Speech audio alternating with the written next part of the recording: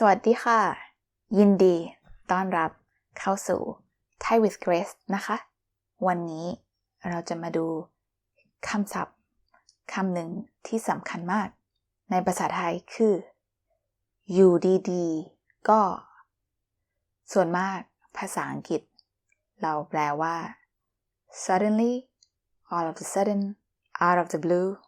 ก็คือเวลาบางสิ่งบางอย่างเกิดขึ้นโดยไม่ได้ตั้งใจโดยไม่ได้วางแผนไว้ก่อนไม่ได้คาดการไว้ก่อนเรามาดูตัวอย่างกันนะคะอยู่ดีๆก็อยากร้องไห้ all of a sudden I feel like crying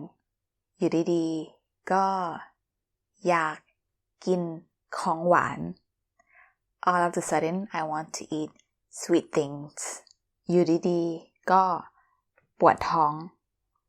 all of a sudden I have a stomachache เพิ่มคำว่ารู้สึกได้นะคะ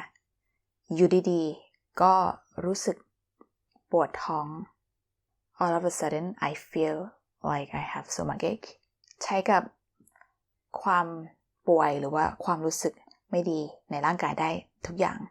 ตัวอย่างเช่นอยู่ดีๆก็รู้สึกปวดตา all of a sudden my eye is aching อยู่ดีๆก็รู้สึกปวดไหล่ all of a sudden my shoulders start aching สมมุติว่านักเรียนอยากจะเพิ่ม subject ลงไปจะเพิ่มที่ไหน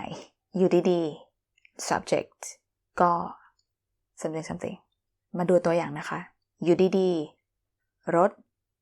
ก็เสีย all of a sudden my car broke down รถเป็น subject ไม่ใช่อยู่ดีๆก็รถเสียโอเคอันนั้นผิดอยู่ดีๆแฟนเก่า